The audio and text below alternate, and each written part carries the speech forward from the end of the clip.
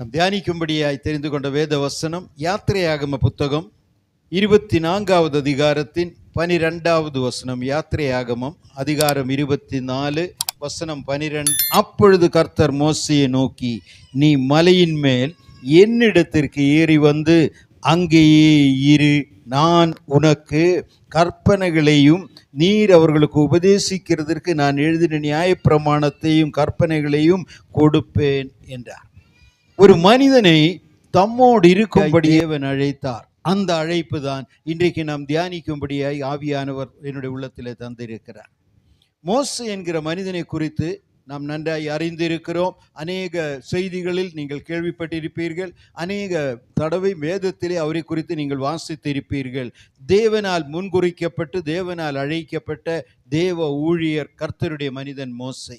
அடிமைத்தனத்தில் இருந்த இஸ்ரவேல் ஜனங்களை எகிப்தின் அடிமைத்தனத்தில் இருந்து விடுதலை செய்து தேவன் வாக்குத்தத்தம் பண்ணின பாலும் தேனும் ஓடுகிற தேசத்திற்கு கொண்டு வருவதற்காக, கானான் தேசத்திற்கு கொண்டு வருவதற்காக இந்த மோசேயை தேவன் தலைவனாய் முன்குறித்து நியமித்தார். ஒரு நாள் முட்செடியின் நடுவில் தேவன் இறங்கி வந்தார். மோசேயை அழைத்தார். மோசே தேவனுடைய அழைப்பை ஏற்றுக்கொண்டு கர்த்தர் கொடுத்த பொறுப்பை நிறைவேற்றுவதற்காக இறங்கினான். தேவன் அவனை தலைவனாய் வைத்ததினாலே இஸ்ரவேல் ஜனங்களை அழைத்து, இதெல்லாம் பெரிய கதை. உங்களுக்கு நேரம் கிடைக்கும் பொழுது யாத்திரையாகம புத்தகம் முழுதும் வாசித்து பார்த்தீங்கன்னா தெரியும். மோசே ஜனங்களை அழைத்து வாக்குத்தத்த தேசத்திற்கு நேராய் வனாந்தரத்திலே நடத்தி கொண்டிருக்கிறார். கிறிஸ்தவ வாழ்க்கை என்பது இந்த காரியத்தோட ஒப்பிடக்கூடிய ஒன்று. தேவ ஜனம் வாக்குத்தத்தம் பண்ணப்பட்ட பரலோக தேசத்திற்காக நடந்து கொண்டே இருக்கிறோம். ஒவ்வொரு நாளும் நாம் பயணம் செய்து கொண்டிருக்கிறோம். சீக்கிரமாய் ஒரு நாள் தேவனுடைய ராஜ்யத்தை நாம் சுதந்தரிக்க போகிறோம். பரலோக ராஜ்யத்தில் இயேசுவோட இருக்க போகிறோம். அதற்காகத்தான் நாம் அழைக்கப்பட்டவர்கள். இந்த உலகத்தில் உங்களை நான் ஏதோ பெரியவர்களாக்கி வைப்பேன் என்கிற வாக்குத்தத்தம் அல்ல. இந்த உலகத்தில் உங்களை கோடீஸ்வரர்களாகி நான் வைப்பேன் என்று அல்ல. இந்த உலகத்தில் உங்களை ராஜாக்களாய் வைப்பேன் என்று அல்ல. மாறாக பரலோகத்தில் என்னுடைய சிங்காசனத்தின் வலது பார்சத்திலே என்னுடனே உங்களை உட்கார வைப்பேன் என்கிற வாக்குத்தத்தத்திலே தான் நானும் நீங்களும் நடந்து கொண்டிருக்கிறோம். ஒரு மிகப்பெரிய பரிசுத்தமான பயணம். அந்த பயணத்தில் இயேசு என்ன சொன்னார்? உலகத்தில் உங்களுக்கு உபத்திரவங்கள் உண்டு, ஆனாலும் திடன் கொள்ளுங்கள். உலகம் உங்களை பகைக்கும், ஆனாலும் திடன் கொள்ளுங்கள். நீங்கள் உலகத்தார் அல்லாததினாலே இந்த உலகத்தில் உங்களுக்கு சோதனைகள் உண்டு, தைரியமாயிருங்கள். பரலோகத்து ராஜ்யத்தில் உங்களுடைய பிரதிபலன் மிகுதியாயிருக்கும் என்று சொன்னார். அதை பார்த்துதான் நாம் ஓடிக்கொண்டிருக்கிறோம். அந்த தேசத்திற்கு தான் போய்கொண்டிருக்கிறோம். அந்த இஸ்ரவேல் ஜனங்களுடைய பயணத்திற்கும் நம்முடைய பயணத்திற்கும் மிக பெரிய ஒன்றாய் இருக்கக்கூடிய அநேக காரியங்கள் உண்டு, ஒற்றுமை உண்டு. அவர்கள் வனாந்தரத்தில் பயணம் செய்தார்கள். நானும் நீங்களும் வனாந்தரத்தில் போய்கொண்டிருக்கிறோம்.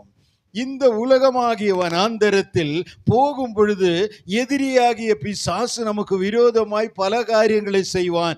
ஏனெனில் நீங்களும் நானும் பரலோக ராஜ்யத்தை அடையக்கூடாது, அவனோட சேர்ந்து நரகத்திற்கு போக வேண்டும் என்று பிசாசு, நம்முடைய எதிரி, நம்முடைய சத்ரு, நம்மை விழச் செய்வதற்காக பல காரியங்களை செய்து கொண்டிருப்பான். அவைகள் தான் உபத்திரவங்களாய் வந்து கொண்டிருக்கும். அவைகள் தான் சோதனைகளாய் வந்து கொண்டிருக்கும். அப்பொழுதுதான் கர்த்தருடைய பிள்ளைகள் தேவ பிரசன்னத்திற்கு நாம் ஓடி வருகிறோம். ஓடி வரும்பொழுது அவர் சொல்லுவார், பயப்படாது, நான் உன்னை விட்டு விலகுவதும் இல்லை, உன்னை கைவிடுவதும் இல்லை. உன்னை அழைத்தவர் உண்மை உள்ளவர். தேவ ராஜ்யத்தில் உன்னை கொண்டு வந்து உட்கார வைக்கும் வரைக்கும் என் சமூகம் உனக்கு முன்னதாய் செல்லும். நீ என்னுடையவள், நீ என்னுடையவன். நான் உன்னோடு இருக்கிறேன், கலங்காது, திகையாது, நான் உன் தேவன் என்று சொல்லி அவர் நடத்துவார். அந்த பயணத்தில் கர்த்தருடைய வாக்குத்தத்தங்கள் தான் நம்முடைய பலனாயிருக்கிறது. இவைகளில் இந்த பயணத்தின் மத்தியில் கர்த்தர் செய்கிற காரியம்தான் இன்னைக்கு நாம் தியானிக்கும்படியாய் ஆவியானவர் தந்திருக்கிறார். வனாந்தர பயணத்தில் மோசே தேவனுடைய ஜனமாகிய இஸ்ரவேல் ஜனத்தை அழைத்து இதே போன்ற ஒரு விடுமுறை நாளில் அல்லது ஒரு பரிசுத்த நாளில் அல்லது ஒரு ஓய்வு நாளில் அல்லது அவர்களுக்கு அன்னைக்கு இருந்தது சாபத்து நாளில் ஒரு மகா பெரிய ஆராதனை ஏற்பாடு செய்தார். அதுதான் யாத்திரையாகமம் 24வது அதிகாரம். ஜனங்களை எல்லாம் ஒன்றாய் சேர்த்து அங்கே ஜனங்களுக்கு தேவனுடைய நியாயப்பிரமாணங்களை, வேத வசனங்களை வாசித்தான் மோசேயும் ஆரோனும். தேவனுடைய வார்த்தைகளை கேட்டவுடன் உடனே ஜனங்கள் சொன்னார்கள், நாங்கள் இதற்கு கீழ்ப்படுகிறோம், கர்த்தர் என்ன சொன்னாரோ அதன்படி நாங்கள் நடப்போம் என்று அவர்கள் ஒப்பு கொடுத்தார்கள், தங்களையே அர்ப்பணித்தார்கள். அடுத்ததாக பழைய ஏற்பாடின் சட்டதிட்டங்களின்படி அநேக மிருகங்களை கொண்டு வந்து, மாடுகளை கொண்டு வந்து பலி செலுத்தி அவைகளுடைய இரத்தம் தெளித்தார்கள், ஜனங்கள் மேல் தெளித்தார்கள். அது அந்த காலத்தின் பழக்கம், பழைய ஏற்பாடு காலத்தின் பழக்கம். தேவனுக்கென்று பலியிட்ட ஆடு மாடுகளின் இரத்தத்தை ஜனங்களின் மேல் தெளித்து, இதனால் நீங்கள் சுற்றி உள்ளவர்கள் என்று சொன்னார்கள். ஆராதனை மிக சிறப்பாக இருந்தது.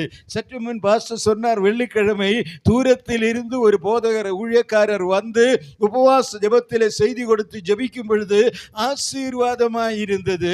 எல்லா ஆராதனையும் ஆசீர்வாதம் தான், ஆனா அன்னைக்கு கொஞ்சம் அதிக ஆசீர்வாதமா இருந்தது. ஒருவேளை இதை போலதான் அந்த நாளின் ஆராதனை இஸ்ரவேல் ஜனங்களுக்கு வழக்கத்திற்கு மேலான ஒரு ஆசீர்வாதமாய் இருந்தது. ஜனங்கள், லட்சக்கணக்கான ஜனங்கள் ஆராதித்தார்கள். அவர்கள் தேவ பிரசன்னத்தில் மகிழ்ந்து களிகூர்ந்தார்கள், கர்த்தருடைய மகிமையை கண்டார்கள். இஸ்ரவேல் ஜனங்களுக்கு பூரிப்பு அடையக்கூடிய ஒரு ஆராதனை அந்த இடத்தில் நடந்தது. ஆராதனையின் முடிவில் சாதாரண ஜனங்கள் விலகினார்கள். அவர்கள் விலகி போன உடனே, இப்பொழுது 24வது 9வது வசனம் வாசிக்கலாமா?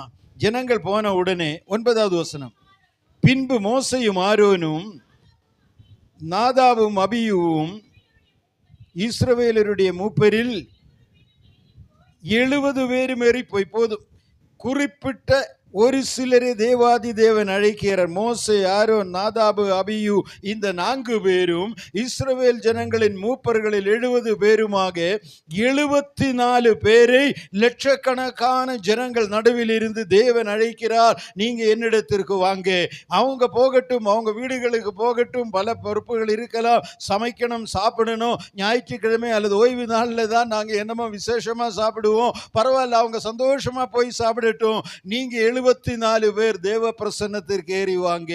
அவர்கள் தேவ பிரசன்னத்திற்கு வந்தார்கள் என்று வேதத்திலே வாசிக்கிறோம். இந்த 74 பேரும் இஸ்ரவேலின் தேவனுடைய பிரசன்னத்திற்குள்ளே வந்தார்கள். அங்கே என்ன கண்டார்களா? 11வது வசனம் வாசிக்கலாமா? 11. இஸ்ரவேலின்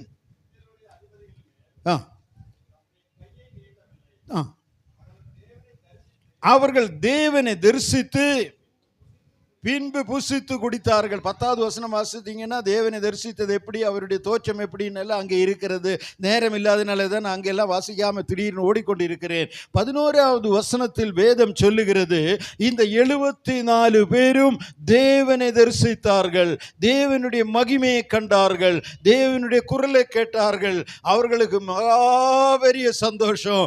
இதுவரைக்கும் தெய்வம் உண்டுன்னு தான் கேள்விப்பட்டோம், இதுவரைக்கும் தெய்வத்தை குறித்து மோசே சொல்லித்தான் எங்களுக்கு தெரியும், நியாயப்பிரமாண புத்தகங்கள் படித்துதான் நாங்கள் புரிந்து கொண்டோம். ஆனால் இப்பொழுது எங்கள் கண்களால் தேவனுடைய மகிமையை நாங்கள் காண்கிறோம். அவருடைய காட்சி பயங்கரமாய் இருக்கிறது.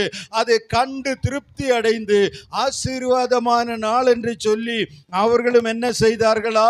பின்பு புசித்து குடிக்க தொடங்கினார்கள். அவர்களுடைய ஆராதனையும் அவர்களுடைய மகிழ்ச்சியும் முடிந்தது 11வது வசனத்தோடு. அந்த 74 பேரும் மற்ற ஜனங்களோட சேர்ந்து சிறப்பு ஆராதனையின் மகிழ்ச்சியில் வீடுகளுக்கு அல்லது அவர்கள் தங்கி இருந்த கூடாரங்களுக்கு திரும்பும் பொழுது 12வது வசனத்திற்கு நாம் வருகிறோம். கர்த்தர் ஒருவனை அழைக்கிறார், மோசையை தேவன் அழைக்கிறார். பார்த்து என்ன சொன்னார்? மோசையே, நீ மலையின் மீது என்னிடத்திற்கு ஏறி வந்து அங்கேயே இரு. ஹல்லேலூயா, ஹல்லேலூயா. கர்த்தர் தமக்கென்று தெரிந்தெடுக்கப்பட்ட ஒரு சிலர் உண்டு. அவர்களிடத்தில் தேவன் எதிர்பார்க்கிற காரியம் இதுதான், நீ என்னிடத்திற்கு ஏறி வந்து அங்கே இரு. இதுதான் உங்களுக்கு சொல்லும்படி ஆவியானவரினுடைய உள்ளத்தில் தந்திருக்கிற தேவனுடைய செய்தி.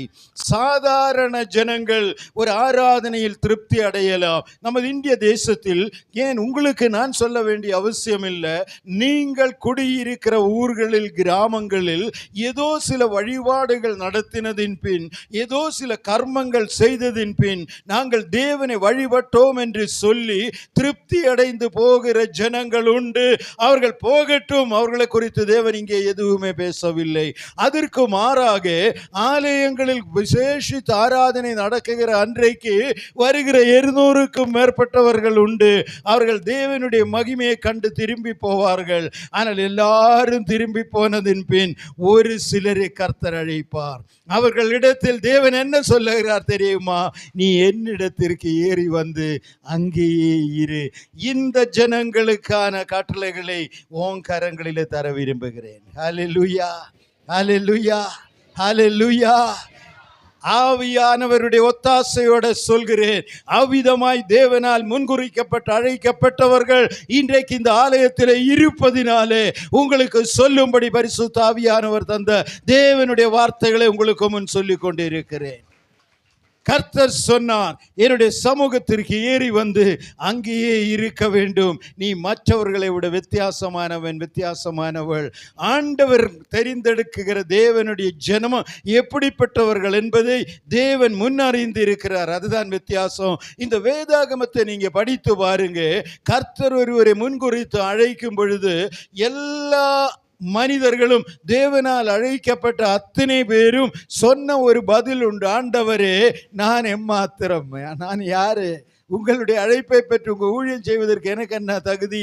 மோசை அழைத்த நாளில் மோசை சொன்னார், நான் தீக்குவாயன், எனக்கு பேச தெரியாது, நான் இதற்கு தகுதி உள்ளவன் அல்ல. ராஜாவின் அரண்மனைக்கு போய் உம்முடைய வார்த்தைகளை சொல்ல எனக்கு பயமா இருக்கு.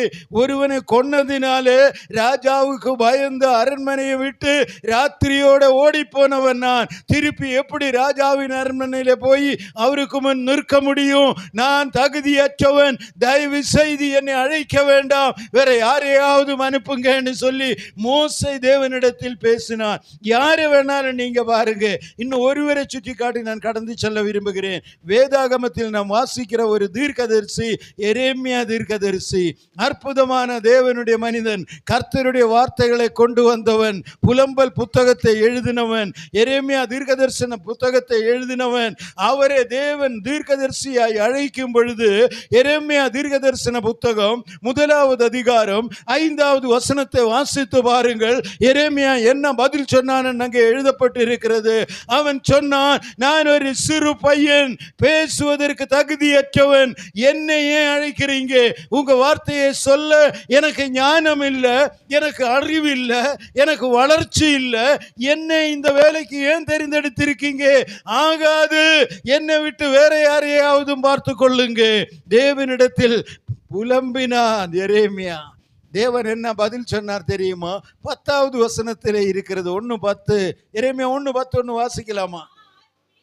பார் எரேமியாவே, பிடுங்கவும் இடிக்கவும் அழிக்கவும் அவிழ்க்கவும் கவிழ்க்கவும் கட்டவும் நாட்டவும் உன்னை நான் இன்றைய தினம் ஜாதிகளுக்கு முன்னதாக ஏற்படுத்தினேன். நீ சின்ன பையன் நினைக்காதே. ஒரு காரியத்தை உங்களுக்கு சொல்ல விரும்புகிறேன். உங்கள் பலவீனம் எதுன்னு நீங்க நினைக்கிறீங்களோ அந்த பலவீனத்தை பார்த்துதான் கர்த்தர் சொல்லுகிறார், உன் பலவீனத்தில் என் பலன் பூரணமாய் விளங்கும். ஹல்லேலூயா, ஹல்லேலூயா, ஹல்லேலூயா. ஆச்சரியமா இருக்கும். கர்த்தரால் அழைக்கப்பட்ட தேவ ஜனம், ஆண்டவருடைய அழைப்பை பெற்ற கர்த்தருடைய பிள்ளை கர்த்தருக்கு என்று எழுந்து நிற்கும் பொழுது என்ன நடக்கும் தெரியுமா? ஆண்டவருடைய வல்லமை கிரியை செய்ய ஆரம்பிக்கும். அதுக்கு தான் கர்த்தர் ஒரு சிலரை அழைக்கிறார். யார் நம் காரியமாய் போவார்கள்? ஒருவனை தேடுகிறேன், தேவன் ஆவியாய் இருக்கிறார். நிறைய பேருக்கு தெரியாத ஒரு மர்மம் தான். ஏன் ஆண்டவர் எங்களை தேடணும்? அவருக்கு சொல்லக்கூடாதோ? அவர் சொல்லத்தாங்க உங்களை தேடுறாரு. ஏன்? தேவன் ஆவியா இருக்கிறார். யோவான் 4:24 இயேசு சாமி சொன்னார், பூமியில் இருக்கும் நாட்களில் கர்த்தர் ஆவியாய் இருக்கிறார். God is a spirit. 2 கொரிந்தியர் 3:17 வசனம் பவுலப்போஸ்தலன் ஆவியானவரின் ஒத்தாசையோடு எழுதுகிறார், கர்த்தரே ஆவியானவர், வேற யாருமே இல்லை. அவர் ஆவியாய் இருக்கிறதுனாலே அவர் ஜனங்களை பார்க்க வேண்டுமானால், அவர் ஜனங்களிடத்தில் பேச வேண்டுமானால், அவர்கள் ஜனங்களுக்கு கட்டளை கொடுக்க வேண்டுமானால், ஜனங்களை தொட வேண்டுமானால், விடுதலையாக்க வேண்டுமானால், கர்த்தருடைய வார்த்தைகளை கொண்டு வருகிற ஒரு மனிதன் அல்லது ஒரு மனுஷி கர்த்தருக்கு தேவை. ஆகையால் தான் உன்னையும் என்னையும் அழைக்கிறார். வருவாயான்னு கூப்பிடுற காரணம் தான், மோசே நீ மலையின் மீது என்னிடத்திற்கு ஏறி வாப்பா, இந்த ஜனங்களுக்கான சில காரியங்களை உன்னுடைய கரங்களில் கொடுக்க வேண்டியதாக இருக்கிறது. பாஸ்டர் சொன்னதை போல நான் வேலை செய்கிற ஒட்டன்சத்திரம் மருத்துவமனை ஆரம்பித்து 70 வருஷங்கள் முடிந்தது.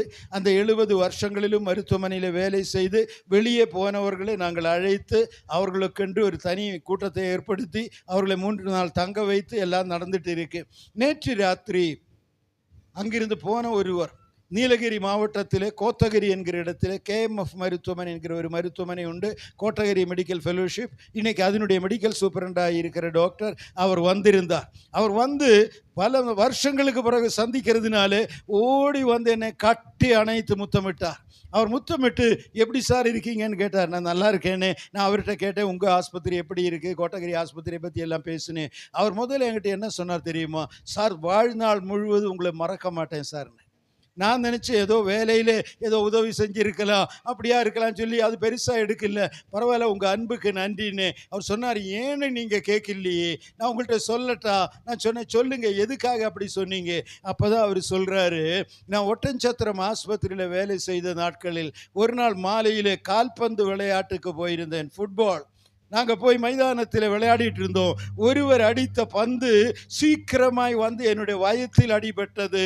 என்னுடைய வயிற்றில் வலி ஆரம்பித்தது. வலி தாங்க முடியல. மருத்துவமனைக்கு வந்து டெஸ்ட் பண்ணி பார்த்தோம். உள்ளே காயம் ஏற்பட்டிருந்தது. உட்காயத்தினாலே எனக்கு வலி தாங்க முடியல. என்ன செய்யறதுன்னு தெரியல. வேற எங்கேயாவது போகிறதா, அறுவை சிகிச்சை செய்கிறதா? அவரே மேற்படிப்பு முடித்த மருத்துவர். அவருக்கே தெரியல உள்ள காயத்துக்கு என்ன செய்யறதுன்னு.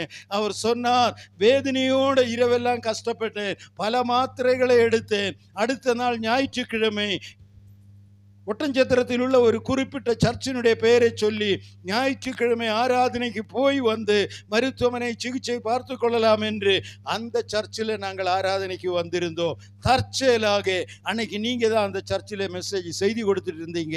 உங்கள் செய்தியை கேட்டு ஒரு கையில் வயரை தடவி பின்னால் நான் உட்கார்ந்துட்டு இருந்தேன். ஆனால் செய்தி முடித்து ஜெபிக்கும் பொழுது நீங்கள் சொன்னீங்க, உட்காயம் ஏற்பட்டதினாலே வயிற்று வலியோட வந்திருக்கிற ஒருவர் இங்கே உண்டு, கர்த்தர் உங்களை குணமாக்குகிறார் என்று சொன்னீங்க.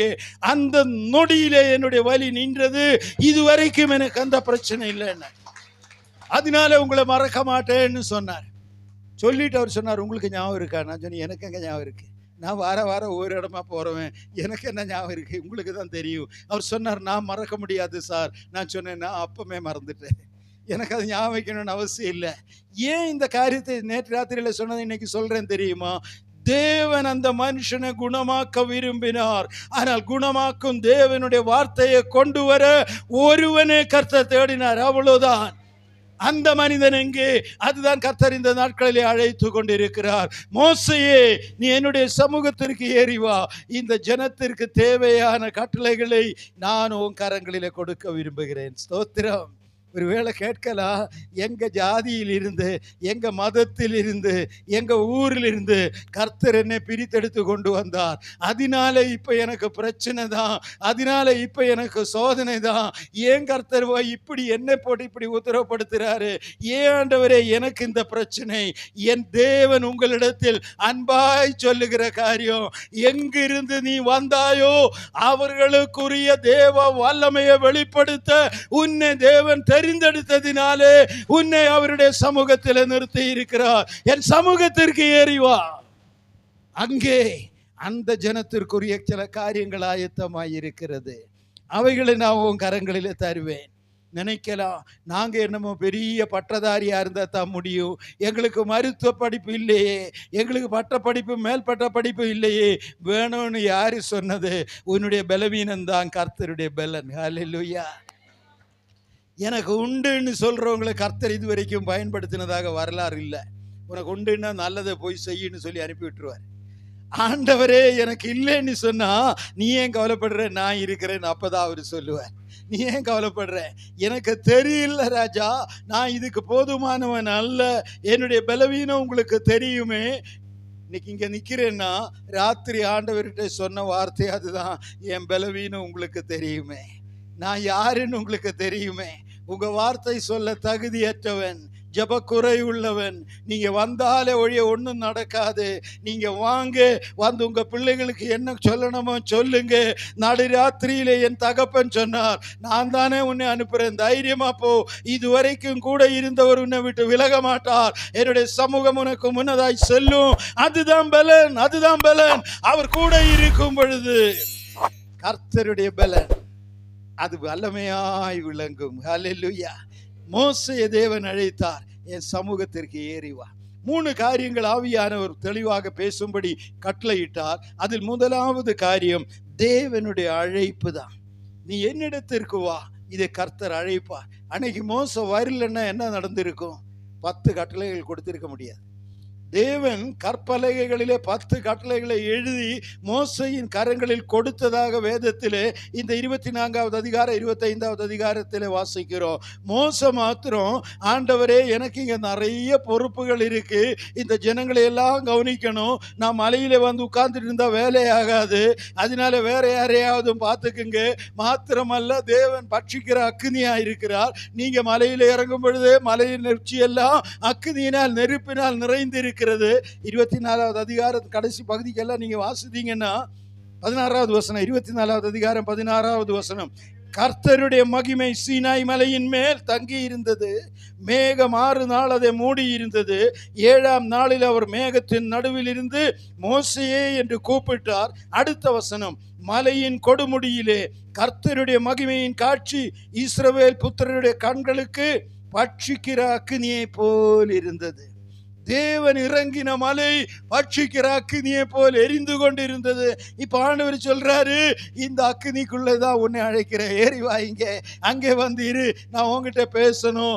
மோசே தாராளமா சொல்லியிருக்கலாம், நானும் ஒரு மனுஷன் தானே, நெருப்புக்குள்ள எப்படி சாமி வந்து உட்கார்ந்து இருக்கிறது, எனக்கு பயமா இருக்கு, நான் வரமாட்டேன்னு சொல்லி இருந்தால் இந்த கற்பனைகள் மோசையின் கருத்தில் தேவன் கொடுத்திருக்க முடியாது. தேவன் விரும்புகிறபடி கர்த்தருடைய ஜனம் கீழ்ப்படிய வேண்டும் என்று கர்த்தர் எதிர்பார்க்கிறார். அதனால தான் அழைக்கிறார். நீ என்ன, உன்னுடைய ரெஸ்பான்ஸ் என்ன, நீ எப்படி தேவனிடத்தில் அவருடைய அழைப்புக்கு நீ என்ன விதமாய் பதில் கொடுக்குகிறாய்? ஆண்டவரே வருகிறேன் என்று சொன்னால் அடுத்தபடி கர்த்தர் பார்த்து கொள்வார்.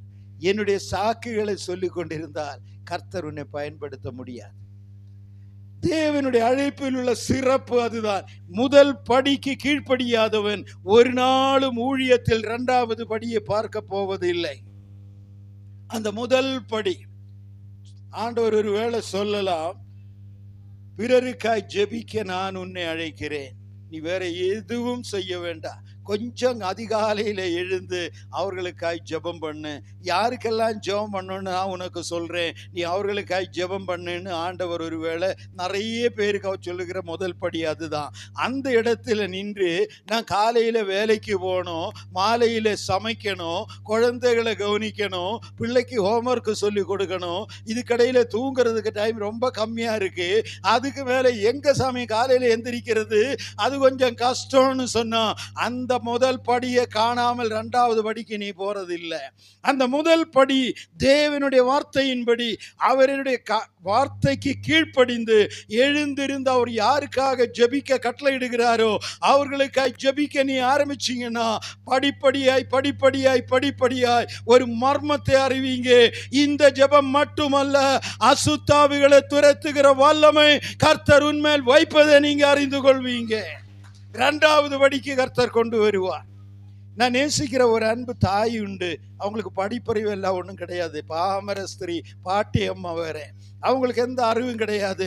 ஒரு நாள் ஒரு தேவாலயத்தில் பிரசங்கிக்கும் பொழுது பிசாசின் வல்லமைகளுக்கு எதிர்த்து நிற்பது எப்படிங்கிற தலைப்பிலே தான் அன்னைக்கு ஆவியானவர் செய்தி கொடுக்க சொன்னார். அந்த செய்தியில சொன்னேன், இயேசுவின் நாமத்தினாலே அசுத்தாவிகளுக்கு நீங்க கட்டளை கொடுக்கலாம், அசுத்தாவிகளை துரத்தலாம், அசுத்தாவிகளின் வல்லமைகளை காட்டலாம், அசுத்தாவிகளின் கிரியைகளுக்கு விரோதமாய் பேசலாம். அதுக்கு தேவன் தேவன் தம்முடைய பிள்ளைகளுக்கு அதிகாரம் தந்து இருக்கிறார் என்று செய்தியிலே சொன்னேன். இன்னும் விளக்கமாய் அதை பற்றி பேசினேன். இந்த பாட்டியம்மா இதெல்லாம் கேட்டு தலையசிட்டு இருந்தாங்க. அவங்களுக்கு அவ்வளவுதான் தெரியும். போகட்டும். அந்த அம்மாவினுடைய மகள் திருநெல்வேலி பக்கத்தில் எங்கேயோ தான் கல்யாணம் பண்ணி கொடுத்துருக்காங்க. ஒரு நாள் மகள் சொன்னாங்க, அம்மா வீட்டுக்கு வரணும், மகளுடைய வீட்டை சந்திக்க, மகளையும் குடும்பத்தையும் சந்திக்க இந்த பாட்டியம்மாவை கூட்டிட்டு போனாங்க.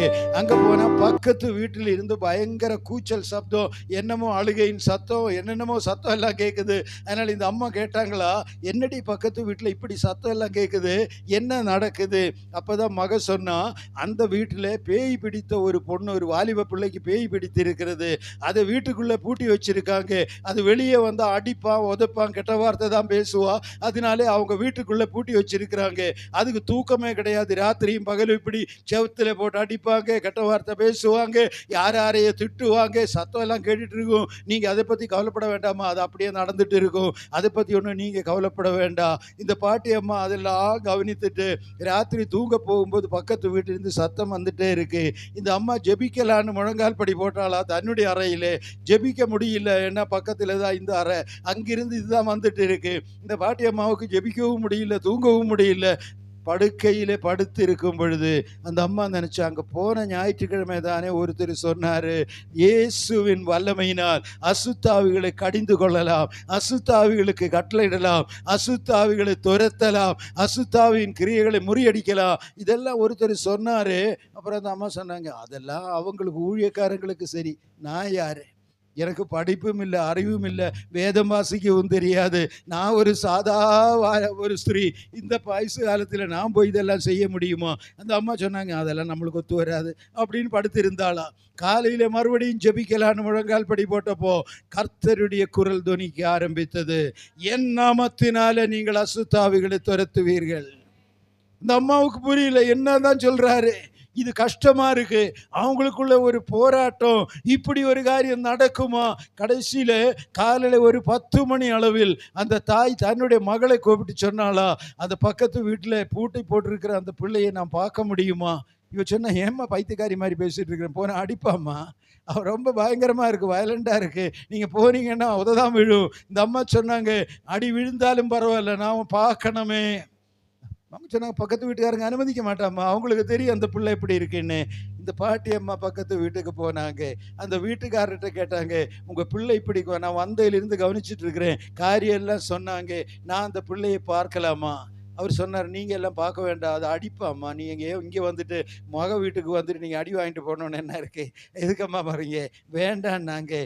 இந்த அம்மா சொன்னாங்க, நான் அப்படி போக வரல, நான் அந்த பிள்ளையை ஒரு தடவை பார்க்கணும், நீங்கள் கதவை கொஞ்சம் தரேங்க, என் கூட வாங்க, நான் வாசற்படியில் நிற்கிறேன், நீங்கள் அதுக்கு மேலே நான் உள்ளே போக மாட்டேன், தயவு செய்து அந்த கதவை கொஞ்சம் திறந்து விடுங்க.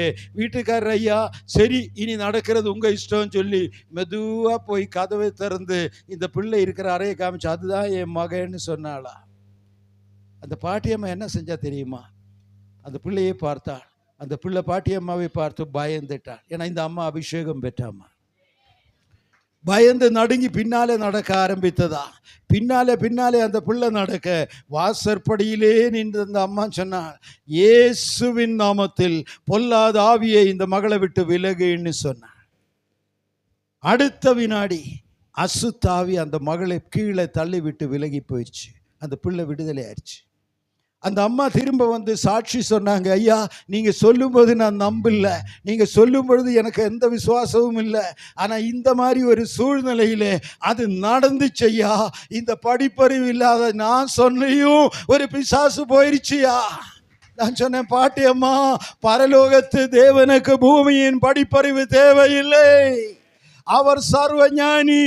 மனுஷனுடைய ஞானம் அவருக்கு பைத்தியம், அவருக்கு தேவையெல்லாம் அவருடைய வார்த்தைக்கு கீழ்ப்படுகிற தேவ பிள்ளைகள் தான். நீ யாரா இருந்தாலும் சரி, நீ மேற்பட்ட படிப்பும் அதற்கு மேலே படிப்பும் வெளிநாடு படிப்பும் முடித்து வந்திருக்கலாம், அது தவறுன்னு சொல்ல நான் வரல, அது இந்த உலகத்தினுடைய ஞானம். ஆனால் அவருடைய சமூகத்தில் வரும் பொழுது, ஆண்டவரே நான் ஒன்றுமில்லாத வெறுமையான பாத்திரம், உங்க மகிமையினால் என்னை நிரப்புங்கன்னு சொன்னால் தகப்பன் மனதுருகி நிரப்புவாருங்க. அல்லேலூயா. அதுக்கு தான் அழைக்கிறார், அதுக்கு தான் தகப்பன் அழைக்கிறார், நீ என் சமூகத்திற்கு வா, என் சமூகத்தில் என்ன உண்டுன்னு வந்து கொஞ்சம் பாரு. இயேசு பூமியில் இருக்கும் நாட்களில் சொன்னாரே, மத்தேயு 11:28, நமக்கு தெரிந்த வசனம் தான். வருத்தப்பட்டு வாரம் சுமக்கிறவர்களே, நீங்கள் எல்லோரும் என்னிடத்திற்கு வாருங்கள். நீங்க வாங்க, வந்தாலே வழி உங்களுக்கு என்ன விஷயம்னு தெரியாது. அங்கே இங்கே இருந்து இயேசு புறநாட்டு தெய்வம், வெளிநாட்டு தெய்வம், கிறிஸ்தவர்களின் தெய்வம் எல்லாம் சொல்வது லேசான காரியம். யார் வேண்டுமானாலும் எது வேண்டுமானாலும் சொல்லலாம். அவர் மனதுருக்கத்தின் தேவன், திடீரென்று தண்டிக்க மாட்டார், அதையும் ஏற்றுக்கொள்வார். என்ன சொன்னாலும் பிள்ளைகள் பேசுறது தானே, பரவாயில்லன்னு சொல்லி மன்னித்து கொள்வார். எனக்கு ஒரு மகள் உண்டு, வெளிநாட்டில் தான் வேலை செய்கிறார். சமீபத்திலே அவள் அங்கே இருந்து அவள் வேலை செய்கிற நிறுவனத்திலே வேலை செய்கிற அத்தனை வேலையாட்களிலும் சிறந்த வேலையாள் என்று சொல்லி அவளுக்கு ஒரு பரிசெல்லாம் கொடுத்து ஒரு பாராட்டு விழாவெல்லாம் வைத்து என்னென்னமோ பண்ணாங்களா. அப்புறம் ஒரு நாள் சாயந்தரம் அவள் எனக்கு ஃபோன் பண்ணா. வெளிநாட்டில் இருந்து வரும்போது முக்கியமாக வீடியோ கால் தான் பண்ணுவான். வீடியோவிலே அவளை பார்க்கலாம். அப்போ பார்த்துட்டு சொன்னால், அவர் ஒரு பெரிய ஷீல்டு, ஒரு அவார்டு அவளுக்கு கிடைத்ததை காண்பித்து, இது என்னன்னு உங்களுக்கு தெரியுதா அப்படின்னா சொன்னேன். எனக்கு எப்படி தெரியும், நீ அங்கிருந்து காமிச்சு. அவ சொன்னால், இது எனக்கு கிடைத்த பரிசு, பெரிய அந்த நிறுவனத்தினுடைய பெரிய அதிகாரி, நீ தான் நல்ல வேலையாளன்னு சொல்லி விழா வைத்து அந்த விழாவில் என்னை பாராட்டி எனக்கு இந்த பரிசையும் கொடுத்தாங்க சொல்லி ரொம்ப சந்தோஷமாக பேசினா. நான் சொன்னேன், ரொம்ப சந்தோஷம், கர்த்தருடைய நாமம் மகிமைப்படட்டும், எல்லாம் ஆண்டவருடைய நாமத்தின் மகிமைக்கே மாறட்டும் எல்லாம் சொல்லி மகளை வாழ்த்தி ஆசீர்வதித்த உடனே என்னை கொஞ்சம் சந்தோஷப்படுத்துவதற்காக, என் பிள்ளை தானே, அவ என்னை சந்தோஷப்படுத்துவதற்காக சொன்னா, உங்க பிள்ளை தானே மோசமாகுமாப்பான்னு. அவன் எதுக்கு சொன்னான்னு எனக்கு தெரியும். நான் அவளுக்கு பதில் சொன்னேன், இன்னைக்கு நீ வேலை செய்கிற நிறுவனத்திலே பெரிய மதிப்பை பெற்று அவார்டை பெற்று நல்ல பிள்ளைன்னு பேரை வாங்கி அந்த அவார்டை காண்பித்து உங்கள் பிள்ளை தானேன்னு நீயே சொல்கிறாயே, நான் சந்தோஷப்படுறேன். ஆனால் இப்போ நான் ஒரு காரியத்தை உனக்கு ஞாபகப்படுத்த விரும்புகிறேன். நீ சின்ன பிள்ளையாக இருக்கும்போ, ஒரு 2-2.5 வயசு இருக்கும்போ என்னமோ குறும்பு காட்டினதுனால நான் உன்னை திட்டுனேன். அன்னைக்கு நீ என்கிட்ட வந்து, நீ என் அப்பாவே கிடையாது, என்கிட்ட வரக்கூடாது போன்னு சொன்ன ஞாபகம் இருக்கான்னு கேட்டேன். அவ சொன்ன, நானும் அப்படி சொன்னேன். ஆமாடி, நீ அப்படி சொன்னேன். அன்னைக்கு திரும்ப திரும்ப நீ சொன்னேன், நீ எனக்கு அப்பாவே இல்லை, நீ என்கிட்ட வர வேண்டாம், என்கிட்ட பேச வேண்டாம், என்னை தொட வேண்டான்னு சொன்னேன். அன்னைக்கு நான் உன்னை 2 கையிலையும் தூக்கி எடுத்து உன் 2 கன்னத்திலையும் முத்தமிட்டு, இன்னொரு முறை சொல்லு, நீ சொல்றது ரொம்ப அழகா இருக்குன்னு சொன்னேன். அன்னைக்கு தாம்மா இன்னை விட அதிகமாக நான் உன்னை நேசித்தேன்னு சொன்னேன். இப்போ நீ சொல்கிற உங்கள் பிள்ளை பெரியமையா வெளியே ஆளாக நிற்கிறேன்னு, ஆனால் நீ என் அப்பாவே இல்லைன்னு சொன்ன நாளிலே நான் உன்னை அதிகமாக நேசித்தேன். அது ஒரு தகப்பனுடைய உள்ளம். நான் உண்மையாக சொல்கிறேன், இயேசு தெய்வமே அல்லன்னு சொல்கிறவங்களை அதிகமாக நேசிக்கிற ஒரு தகப்பன் பரலோகத்தில் உண்டு. அல்லேலூயா. அவர் ரொம்ப நேசிக்கிறாரு. என் பிள்ளைக்கு அறிவு இல்லாததுனால என்னமோ பேசிட்டு இருக்கு, என் பிள்ளைக்கு வளர்ச்சி இல்லாததுனால என்னமோ பேசிட்டு இருக்கு. ஒரு காரியத்தை உண்மையாய் சொல்ல விரும்புகிறேன், கர்த்தருக்கு மதம் இல்லை, தேவனுக்கு மதம் இல்லை. மதம் உள்ள தெய்வம் தெய்வமும் அல்ல, அவர் மனிதனால் உருவாக்கப்பட்டவர்கள். தெய்வம் சொல்லுகிறார், நான் மாம்சமான யாவருக்கும் கர்த்தர். மனுஷன் எந்த மதம் வேணாலும் வைக்கலாம், நீங்கள் எந்த ஜாதி வேணாலும் வைக்கலாம், நீங்கள் எந்த பேர் வேணாலும் வைக்கலாம், சர்ச்சுக்கு முன்னாலே எந்த போர்டு வேணாலும் மாற்றலாம், காசு இருந்தால் இஷ்டத்துக்கு எது வேணாலும் செய்யலாம். ஆனால் தேவாதி தேவன் சொல்லுவார், நான் மாம்சமான யாவருக்கும் கர்த்தர். உலகத்தில் மாம்சத்தில் பிறந்த எந்த மனிதனையும் எந்த ஸ்திரீயையும் சொந்த பிள்ளையாய் ஏற்றுக்கொண்டு நேசிக்கிற தகப்பன் நம்மில் ஒருவர். இயேசு தெய்வம் இல்லைன்னு சொன்னா அவர் உடனே தெய்வம் அல்லாமல் போயிடுவாரோ? அவருடைய அன்பு அதிகமாய் வெளிப்படும். என் பிள்ளைக்கு யார் போய் சத்தியத்தை சொல்வது, என் பிள்ளைகிட்ட போய் யார் உண்மையை சொல்வது? அதுக்கு தான் சொல்கிறாரு, நீ என் சமூகத்திற்கு வா, அவங்களுக்கு என்ன சொல்லணும்னு நான் உனக்கு சொல்லித்தாரேன், அவங்கள்ட்ட எப்படி பேசணும்னு நான் உனக்கு வெளிப்படுத்துகிறேன். என் அன்பை போய் அவங்களுக்கு வெளிப்படுத்து. ஆண்டவர் அன்பு வேற எதுவும் அல்ல, கர்த்தர் அன்பாய் இருக்கிறார், வேற எதுவுமே கிடையாது அவரிடத்தில். அவர் கோபிக்கிறவர் அல்ல, கோபத்தை வெளிப்படுத்த காத்திருக்கிறவர் அல்ல, தண்டிக்க காத்திருக்கிறவர் அல்ல, அன்பாய் அணைக்க காத்திருக்கிற தேவாதி தேவன். அது அநேகருக்கு தெரியாது. பல வருஷங்களுக்கு முன் டிவியில் ஆண்டவருடைய வார்த்தைகளை பிரசங்கித்து கொண்டிருந்தேன். ஒரு ஞாயிற்றுக்கிழமை மாலை 4 மணி அளவில் நான் பேசின என்னுடைய அந்த செய்தி வந்து கொண்டிருந்தது. ஒரு நாள் ஒருவரை சந்தித்தேன். ஒரு இடத்திற்கு போகும் பொழுது அவர் சொன்னார், ஐயா, உங்கள் செய்தியை கேட்டு தான் நான் ரட்சிக்கப்பட்டேன்னார். எனக்கு ரொம்ப சந்தோஷம். எந்த சர்ச்சுக்கு வந்தீங்க, எங்கே பார்த்தீங்க? நான் இந்த டிவி கதையெல்லாம் மறந்துட்டேன். நீங்கள் எந்த சர்ச்சுக்கு வந்தீங்க, எங்கே செய்தி கேட்டேன். அப்போ தான் அவர் சொன்னார், சர்ச்சில் எல்லாம் இல்லையா அப்படின்னா. அப்புறம் எங்கேன்னு கேட்டேன். சாராய கடையில் உங்கள் பிரசங்கம் கேட்டேன்னார். எனக்கு ஏண்டா நான் இப்படிப்பட்ட பிரசங்கியாரான்னு நானே கேட்டேன். சாராய கடையில் இருந்து பிரசங்கம் கேட்டு நீ ரட்சிக்கப்பட்டாயான்னு கேட்டேன். அவர் சொன்னார், ஆமாம், ஞாயிற்றுக்கிழமை சாயந்தரம் சாராய கடையில் போய் சாராயம் குடிச்சிட்டு இருந்தேன். அங்கே உட்காந்து குடிச்சிட்டு இருக்கும்போது டிவியில் உங்கள் பிரசங்கம் வந்துட்டே இருந்துச்சு. யாரு கேட்குறது? சாராயம் குடிக்கிறவனுக்கும் உங்கள் பிரசங்கத்துக்கும் என்ன சம்பந்தம்? நான் கவனிக்கவே இல்லை. என்னத்தையோ பேசிட்டு இருக்கீங்க, பேசி தொலைச்சிட்டு தீர்ந்தா அப்புறம் சினிமா வருமேன்னு பார்த்துட்டு இருந்தேன். ஆனால் திடீர்னு நீங்கள் சொன்ன சில வார்த்தைகள் என்னுடைய உள்ளத்தை தொட்டது. ஏன் இந்த மனுஷன் இப்படி பேசுறாருன்னு திரும்ப அந்த டிவியை பார்க்க ஆரம்பித்தேன். ஒரு பக்கம் குடிக்கிறது, ஒரு பக்கம் டிவியை பார்க்கிறது. கொஞ்ச நேரத்தில் ஜெபிக்கலாம் நீங்க சொன்னீங்க. அந்த ஜெப வேளையிலே தேவாதி தேவனை என்னுடைய சொந்த ரட்சகராய் நான் ஏற்றுக்கொண்டேன். என்னுடைய பாவத்துங்களை அறிக்கையிட்டு என்னை மன்னிப்பீராக என்று அந்த சாராய கடையில் உட்கார்ந்து ஜெபித்தேன். அதற்கு பிறகு ஒரு சொட்டு மது அருந்தினது இல்லை. அதற்கு பிறகு பாவத்திற்கு வாழ்ந்ததில்லை.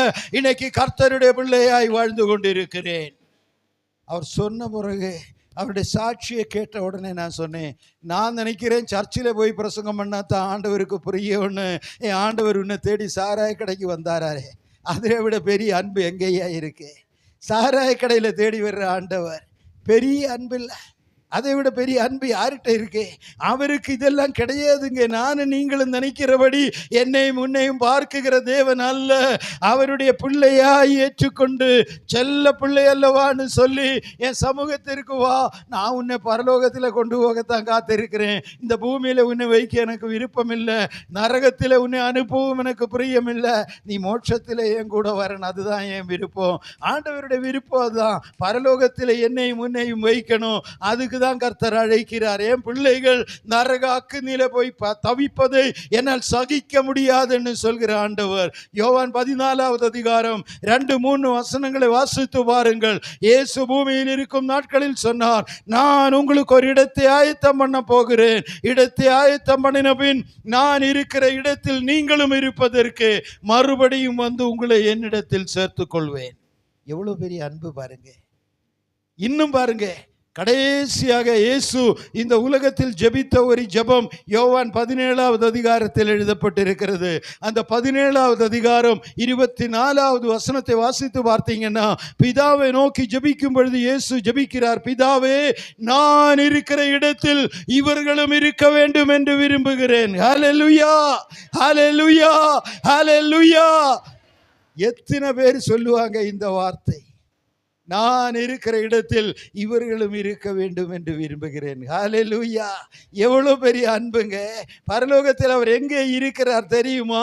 நேரில் இருந்தாலும் ஒரு நிமிடம் சொல்லி கடந்து செல்ல விரும்புகிறேன்.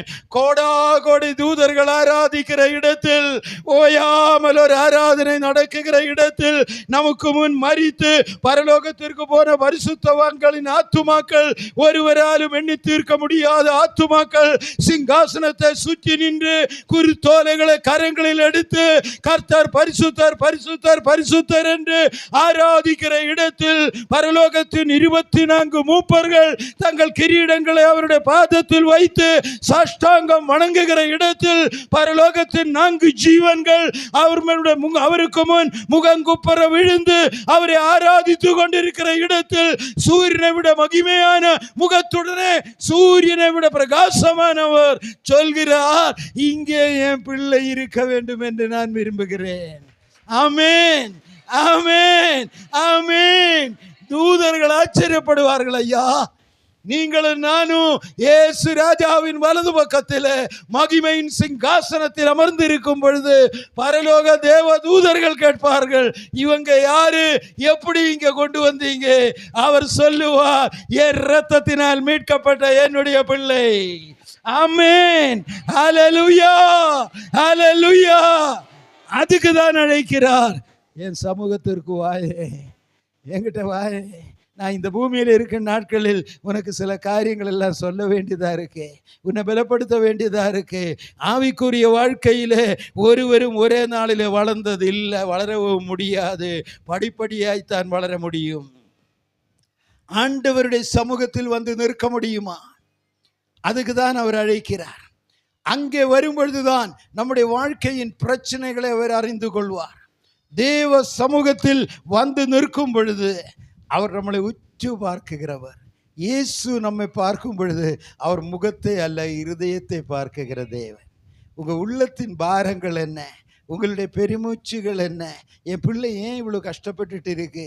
ஏன் இவ்வளோ சோதிக்கப்பட்டு இருக்கு? இது அவருக்கு தான் தெரியும்.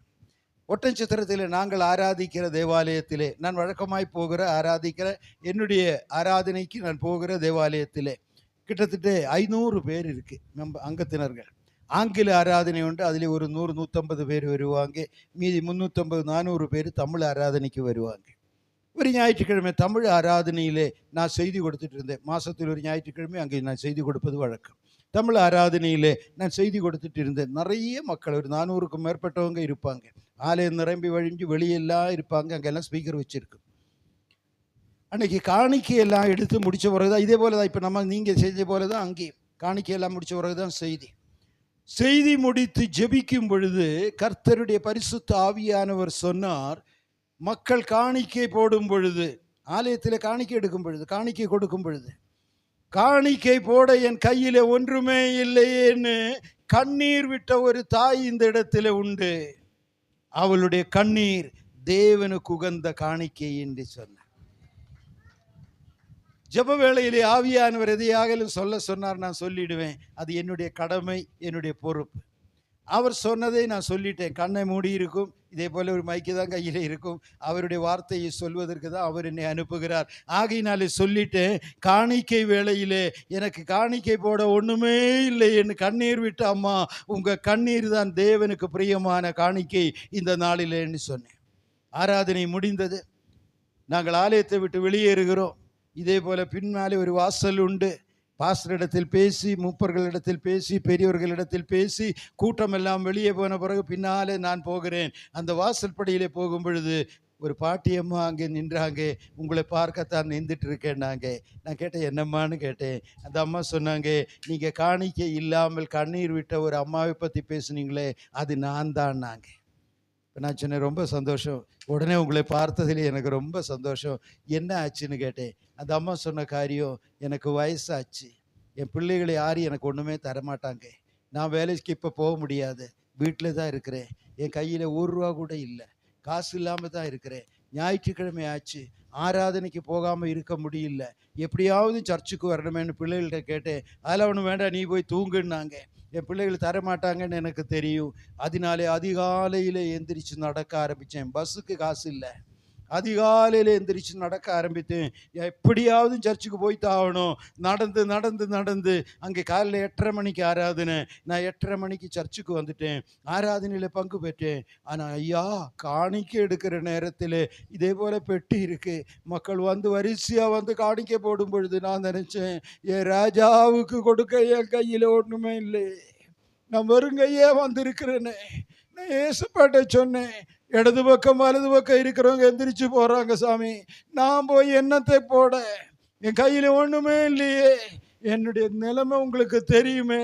நான் அவருடைய சமூகத்திலே அழுது, காணிக்கைக்கு வரிசையாக வந்தவங்க போட்டுட்டு திரும்பி வந்து உட்கார்ந்தாங்க.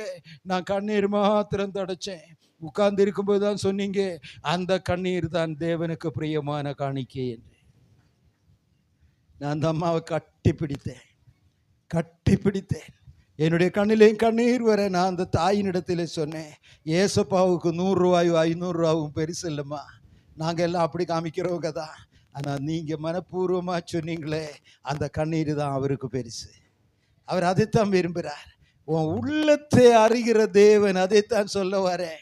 என் கையில் 5000 இருக்கு, இன்னைக்கு 100 கொடுக்கறதா 200 கொடுக்கறதான்னு யோசிக்கிறது தேவனுக்கு முக்கியமான காரியம் அல்ல.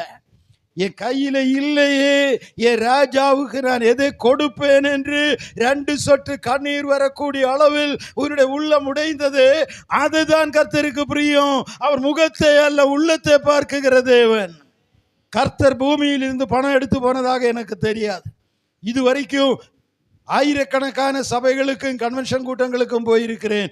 எந்த காணிக்கையும் தேவன் எடுத்துட்டு போனதாக எனக்கு தெரியாது.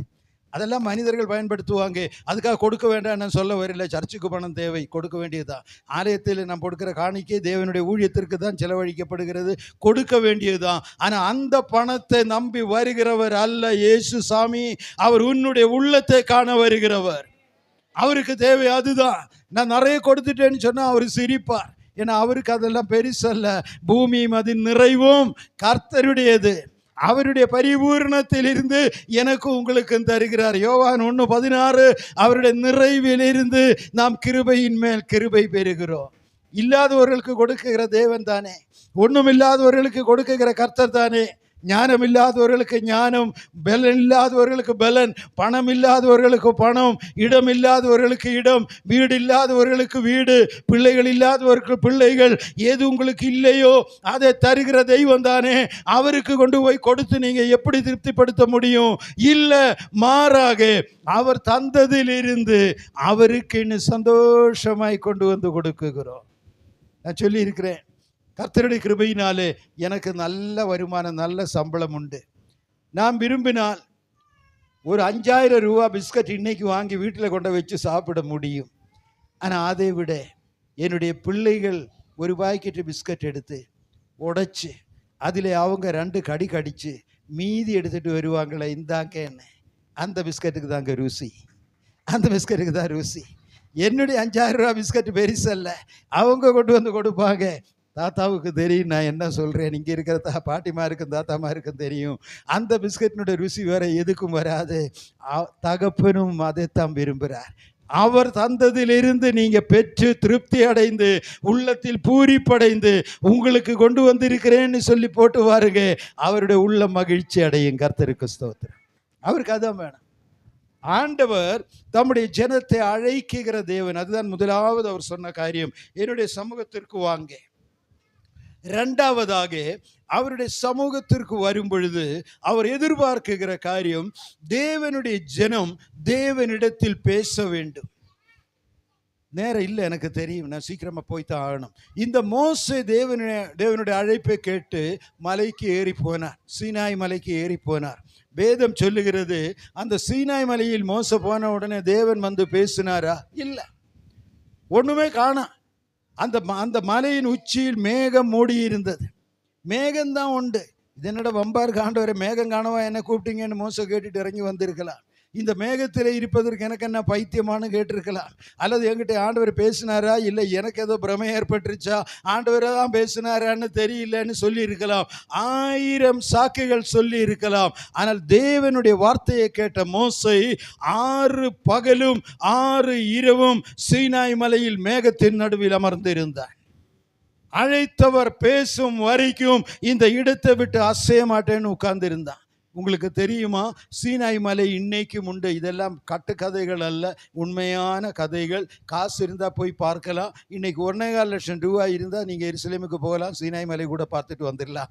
அந்த இடத்துல ஒரு சின்ன மரம் கூட கிடையாது, ஒரு கொடி கூட கிடையாது. கண்மலை பாறைகள் மாத்திரம் நிறைந்த ஒரு மலை. அதன் உச்சியிலே தான் மோசே போய் உட்கார்ந்தான் தேவனுடைய வார்த்தையை கேட்டு. அங்கே அவருக்கு உட்காருவதற்கு வசதிகள் கிடையாது, கண்மலை பாறைகள் தான் உண்டு. அங்கே குடிப்பதற்கு தண்ணீர் இல்லை, அங்கே ஓய்வெடுப்பதற்கு எந்த வசதியும் இல்லை, புசிப்பதற்கு எந்த உணவும் இல்லை. இன்னும் தெளிவான மொழியிலே சொல்ல வேண்டுமானால், புசிக்க தண்ணீர் இல்லாமல், குடிக்க தண்ணீர் இல்லாமல், புசிக்க உணவு இல்லாமல் 6 பகலும் 6 இரவும் பரிபூரண உபவாசத்தில் மோசே அந்த மலையின் உச்சியில் காத்திருந்தான். ஏன் இருந்தான் தெரியுமா? தேவன் அழைத்தார் என்கிற ஒரே காரணத்திற்காக. இதுதான் நாம் அறிந்து கொள்ள வேண்டிய இரண்டாவது முக்கியமான காரியம். கர்த்தர் என்னிடத்திற்கு வா என்று சொல்லி அழைத்த உடனே, நாளைக்கு அல்லது இன்னைக்கு ராத்திரியே ஆவியின் வரங்களால் எல்லாம் கர்த்தர் நிரப்பி நீ போற இடங்களில் எல்லாம் வல்லமை வெளிப்படுத்துவேன் என்பது அல்ல, மாறாக அவருடைய சமூகத்தில் வந்து காத்திருக்க வேண்டும், ஜெபிக்க வேண்டும். மத்தேயு எழுதின சுவிசேஷம் 6வது அதிகாரம் 6வது வசனம். மத்தேயு 6:6. இயேசு பூமியில் இருக்கும் நாட்களில் ஜெபத்தை கற்றுக் கொடுக்கும் பொழுது அவர் சொன்னார், நீயோ ஜெபிக்கும் பொழுது அறை வீட்டுக்குள் பிரவேசித்து கதவை பூட்டி அந்தரங்கத்தில் உன்னை காண்கிற உன் பிதாவை நோக்கி ஜெபம் பண்ணு. அந்தரங்கத்தில் உன்னை காண்கிற உன் பிதா வெளியரங்கமாய் உனக்கு பதில் அளிப்பார். இதுதான் தேவனுடைய தத்துவம், இதுதான் தேவனுடைய கிரியை. நான் அடிக்கடி சொல்வேன், ஒரு மேடையில் நின்று, ஒரு சபையில் நின்று 1 மணி நேரம் பிரசங்கம் பண்ண வேண்டுமானால் குறைந்தது, மிக குறைந்தது 3 மணி நேரமாவதும் முழங்காலில் நின்று ஜெபித்திருக்க வேண்டும். இல்லாவிட்டால் பரத்தில் இருந்து ஒரு செய்தி வராது.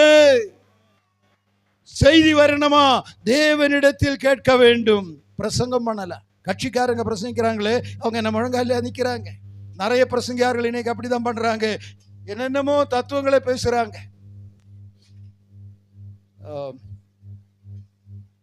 ஷார்ஜான்னு ஒரு தேசம் உண்டு, அந்த அரபு நாடுகளில் ஷார்ஜான்னு ஒரு தேசம் உண்டு. அந்த தேசத்தில் இருக்கும் பொழுது, ஷார்ஜாவில் இருக்கும் பொழுது என்னை சந்திக்க ஒருவர் வந்தார். மாலை கூட்டத்தில் செய்தி கொடுப்பதற்காக நான் ஜெபித்து கொண்டிருந்தேன். அப்போ என்னை பார்க்க வந்தவர் அந்த ஊரில் ஒரு பெரிய மனுஷன். அவர் வந்து கேட்டார், அவர் எங்கேன்னு கேட்டார். அப்போ அவர் ரூமில் இருக்காருன்னாங்க. கூப்பிடுங்கன்னாங்க. என்னை கூப்பிட வந்தவங்க பார்த்தா நான் முழங்காலில் நின்று ஜெபம் பண்ணிட்டு இருந்தேன். அப்போ அவங்க போய் சொன்னாங்க, அவர் ஜெபம் பண்ணுறாரு போல, இப்போ கூப்பிடணுமான்னு கேட்டேன். இல்லை, நான் அவரை பார்க்கணும், எனக்கு டைம் இல்லை, அவரை கொஞ்சம் கூப்பிடுங்கன்னாங்க. அதனால அவர் வந்து, நான் ஜெபம் பண்ணுற இடத்துல வந்தார், ஒரு பெரிய மனுஷன் வந்திருக்காரு, உங்களை பார்க்குறதுக்கு வாங்கன்னு. நானும் ஜெபத்தை நிறுத்தி எந்திரிச்சு வந்தேன். வந்து அவரை பார்த்து வணக்கம் நமஸ்காரம் எல்லாம் சொல்லி பேசும்பொழுது அவர் கேட்டார், நீங்கள் என்னமோ ஜெபம் பண்ணிட்டு இருக்கேன்னு சொன்னாங்க, இருந்தாலும் நான் உங்களை டிஸ்டர்ப் பண்ணிட்டேன் அப்படின்னாங்க. நான் சொன்னேன், ஆமாம் ஜெபம் தான் பண்ணிட்டு இருந்தேன், பட் நீங்கள் அவசரமாக பார்க்கணும்னு சொன்னதுனாலே எந்திரிச்சு வந்தேன் அப்படின்னு. உடனே அவர் என்ன கேட்டார், அப்படி என்ன ஜெபம் பண்ணிட்டு இருக்கீங்கன்னு கேட்டார். இப்போ நான் சொன்னேன், இன்றைக்கி மாலையில் ஒரு கூட்டம் இருக்குது, அங்கே தேவனுடைய வார்த்தையை பிரசங்கம் பண்ணணும், செய்திக்காக நான் ஜெபம் பண்ணிட்டு இருக்கிறேன். அவர் பெரிய மனுஷன், அறிவாளி. உடனே என்கிட்ட சொன்னார், இதுக்கு போய் முழங்காலில் நீண்டு ஜெபம் பண்ணுறதா? ஏய்யா, உங்களுக்கு எதை பற்றி பிரசங்கம் பண்ணணும் இன்டர்நெட்டில் இருக்கு, நீங்கள் எதை பிரசங்கம் பண்ண விரும்புகிறீங்க அதை போடுங்க கம்ப்யூட்டரில், அப்படியே பாயிண்ட்டுகள் வரிசையாக வரும், அதை நோட் பண்ணி போய் பிரசங்கம் பண்ண வேண்டியது தானே. இதுக்கு போய் முழங்காலில் நின்று நேரத்தை செலவழிக்க வேண்டிய அவசியம் என்ன?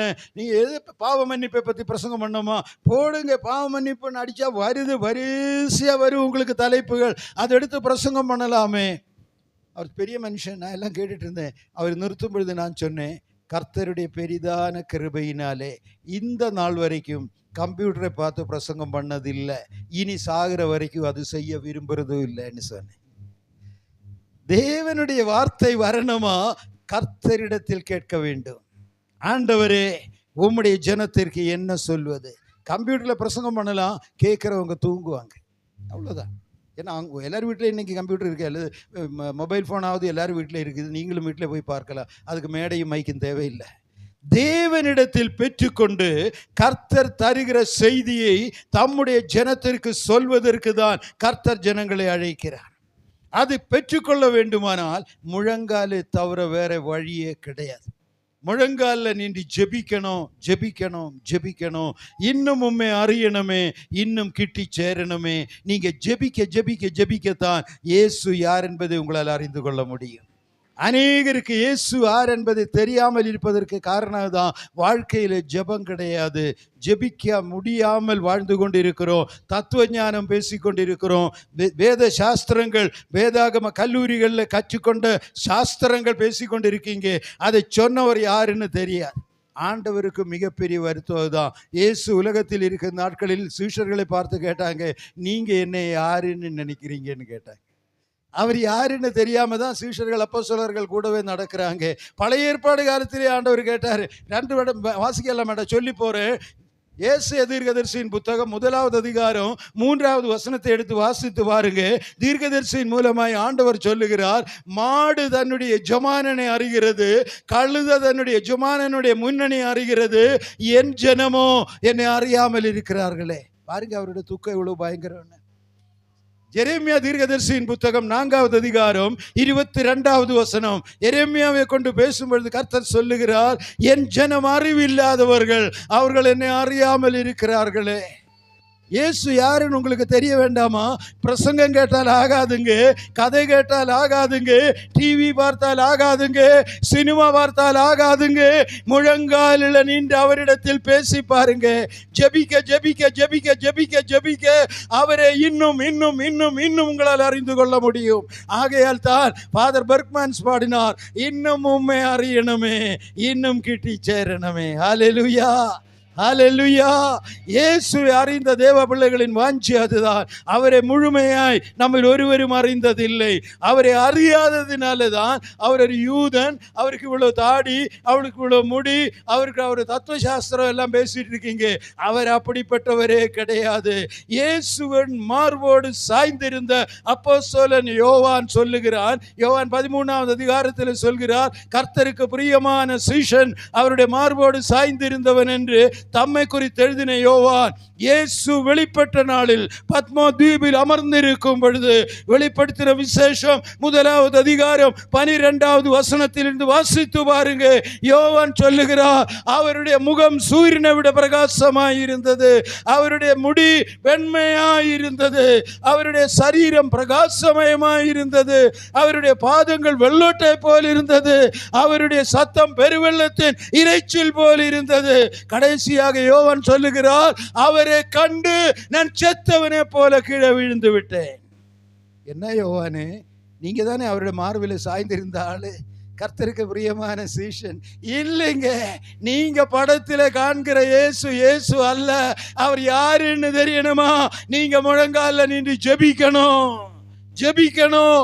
ஜெபிக்க ஜெபிக்க ஜெபிக்க ஜெபிக்க அபிஷேகத்தினால் நிரம்ப நிரம்ப நிரம்ப ஆவியின் வல்லமையினால் இடைகட்டப்படும் பொழுது கர்த்தருக்கு பிரியமான விதத்தில் அவருடைய திருவுள்ளத்தின்படி அவர் கொஞ்சம் கொஞ்சமா அவரையே உங்களுக்கு வெளிப்படுத்துவார். அந்த மகிமையே கண்டால் ஹல்லேலூயா. ஒரு மனுஷனால் அதை தாங்க முடியாது. ஸ்தோத்திரம். அதனாலதான் வெளிப்படுத்தாமல் இருக்கிறார். மோசே ஒரு நாள் கேட்டார், ஆண்டவரே உம்முடைய மகிமையை நான் காணணும். ஞாபகம் இருக்கல எல்லாருக்கும்? யாத்திரையா 33வது அதிகாரத்தில் இருக்கு, உங்க மகிமையை நான் காணணும், நீங்க எப்படிப்பட்டவர் என்பதை நான் காணணும். தேவாதி தேவன் பதில் சொன்னார், மோசையே 33வது அதிகாரம் 20வது வசனம் வாசிக்கலாமா? எடுத்தீங்களே, யாத்திரையா 33:20. நீ என் முகத்தை காண மாட்டாய், ஒரு மனுஷனும் என்னை கண்டு உயிரோடு இருக்கக்கூடாது மோசே, அதனாலதான் என் முகத்தை உனக்கு மறைக்கிறேன். அவர் ஒளிமயமானவர், அவர் 1000 சூரியனை விட பிரகாசமானவர், அவர் அக்கினிமயமானவர், அவர் பட்சிக்கிற அக்கினி, அவர் உலகத்தில் இருக்கிற அத்தனை மின்சாரத்தை விட வல்லமையுடையவர். அவருடைய முகத்தை கண்டு ஒருவனும் உயிரோடு இருக்க மாட்டான். ஆகையினால் தம்முடைய முகத்தை மறைத்து தம்முடைய மகிமையின் ஒரு பகுதியை வெளிப்படுத்தி காண்பிப்பார். இவ்வளவு போதும், இப்போ உனக்கு இதுக்கு மேல தாங்க முடியாது, இதுக்கு மேலே உனக்கு தாங்க முடியாது. உனக்கு எவ்வளோ தெரியும், உன்னால் எவ்வளோ தாங்க முடியும், அந்த அளவுக்கு தான் சொல்லிட்டு இருப்பாங்க. ஒரு சிலர் சொல்லுவாங்க, ஜெபிக்கும் பொழுது பரிசுத்த ஆவியின் அபிஷேகத்தில் நிறைந்த சில தேவ பிள்ளைகள் தங்களுடைய கைகளை உதறுவாங்க. பார்த்துருப்பீங்க, உங்க சர்ச்சில் அப்படிப்பட்டவர்கள் உண்டு. கர்த்தருக்கு ஸ்தோத்திரம். கை கொஞ்சம் உதறுவாங்க, உடம்பு கொஞ்சம் நடுங்கும். அப்ப சொல்லுவாங்க, இதெல்லாம் தேவையா? ரொம்ப ஜென்டில்மானா உட்கார்ந்து டீசெண்டா உட்கார்ந்து தேவனுக்கு முன்னதாக உங்களால ஜெபிக்க முடியாதா? ஐயா, உங்களுக்கு ரகசியம் தெரியாது. அந்த பரலோக மின்சாரத்தின் வல்லமை 1000ல் ஒரு சின்ன பங்கு எங்களுக்கு வெளிப்படுத்தப்படும் பொழுது இந்த மாம்சத்தினால் தாங்க முடியலையா, நாங்கள் நடுங்குகிறோம், நாங்கள் நடுங்குகிறோம். அது எங்களால் தாங்க முடியல. உங்களுக்கு ரகசியம் தெரியாது. நீங்க என்ன நினைக்கிறீங்க, ஏதோ போட்டோவில் மாட்டவனர் தான் இயேசுன்னு? கிடையவே கிடையாது. அவர் 33 வருஷம் மனுஷனாய் மாம்ச உருவத்தில் உலகத்தில் வாழ்ந்தார். அதைத்தான் மனுஷன் என்று நீங்க அழைக்கிறீங்க. அதற்கு முன்னாலேயும் அதற்கு பின்னாலேயும் அநாதியாய் தெய்வமாயிருக்கிறார், மகிமை பரிந்தினவராயிருக்கிறார், ஆவியாயிருக்கிறார். அவருடைய ரூபம் கண்டவன் ஒருவரும் இல்லை. ஹல்லேலூயா, ஹல்லேலூயா. ஆகையால் தான் நாம சொல்றோம், ஆண்டவரே உங்க மகிமையை காண வாஞ்சியாயிருக்கிறோம், என்னையும் நினைத்து கொள்ளுங்க. அவர் சொல்லுகிற காரியம், என் சமூகத்தில் வந்து முழங்காலில் நின்று ஜெபம் பண்ணு. இன்னைக்கு மிகுந்த மிகுந்த தாழ்மையோடு உங்களுக்கு முன் சொல்லுகிறேன், என்னுடைய வாழ்க்கையிலே இன்னை வரைக்கும் ஏதாகிலும் ஆவிக்குரிய அனுபவங்கள் பெற்றதுண்டானால் அது முழங்காலிலே மாத்திரம்தான். கர்த்தருக்கு ஸ்தோத்திரம். தனி ஜெபிக்கும் பொழுது, ஒருவரும் இல்லாமல் தேவ சமூகத்தில் நின்று மணிக்கணக்காய் புலம்பும் பொழுது கர்த்தருடைய மகிமை இறங்கி வரும், அபிஷேகம் இறங்கி வரும், தேவாவியானவர் பேச ஆரம்பிப்பார். அவருடைய குரலை கேட்டிருக்கிறேன். அவருடைய மகிமையில் என்னை மறந்து அமர்ந்து இருக்கிறேன். அவர் என்ன சொல்றாரோ, அவர் என்ன வெளிப்படுத்துகிறாரோ அதை மாத்திரம் சொல்லுவேன். அதுக்கு மேலே எதையும் சொல்ல நான் தகுதியற்றவன். அவருடைய மகிமை அது தம்முடைய பிள்ளைகளுக்கு காண்பிக்க கர்த்தர் விரும்புகிறார். அதை ஜனங்களுக்கு காண்பிக்க கர்த்தர் விரும்புகிறார். ஆகையால் தான் சொல்லுகிறார், என்னுடைய சமூகத்திற்கு ஏறி வா, அங்கே இரு, நான் உனக்கு சில காரியங்களை காண்பிக்கணும், நான் உனக்கு சில காரியங்களை சொல்லணும், நீ இன்னும் தெய்வம் யார் என்பதை அறியணும். தேவனுடைய மகிமையை காண இந்த உலகம் காத்திருக்கிறது. கர்த்தருடைய வல்லமையை காண இந்த உலகம் ஆசையாக இருக்கிறது. நீங்க சொன்னாலே ஒழியே, நீங்க வந்து வெளிப்படுத்தினாலே ஒழியே உலகத்தாருக்கு அதை பார்க்க முடியாது. ஆகையால் உன்னை கொண்டு இந்த உலகத்தில் சில காரியங்களை வெளிப்படுத்த நான் விரும்புகிறேன். வா என்னுடைய சமூகத்திற்கு ஏறி வந்து அங்கே இரு, ஜெபத்தில் தரித்திரு. படிப்படியாய் மோசே 6 நாள் இருந்தான். 7வது நாள் மேகத்தில் இருந்து மோசேயே என்று அழைக்கிற தேவனுடைய குரலை கேட்டான். அது மோசே பரிசுத்தவான், நம்ம அந்த அளவுக்கு பரிசுத்தம் கிடையாது. ஒருவேளை 6 இல்ல 60 நாள் காத்திருக்க வேண்டி இருக்கும். ஆனால் ஒன்று உறுதி, கர்த்தர் அழைத்தவர் உண்மை உள்ளவர், நிச்சயமாய் பேசுவார். அல்லேலூயா. 3வது ஒரு காரியத்தை சொல்லி நான் முடிக்க விரும்புகிறேன்.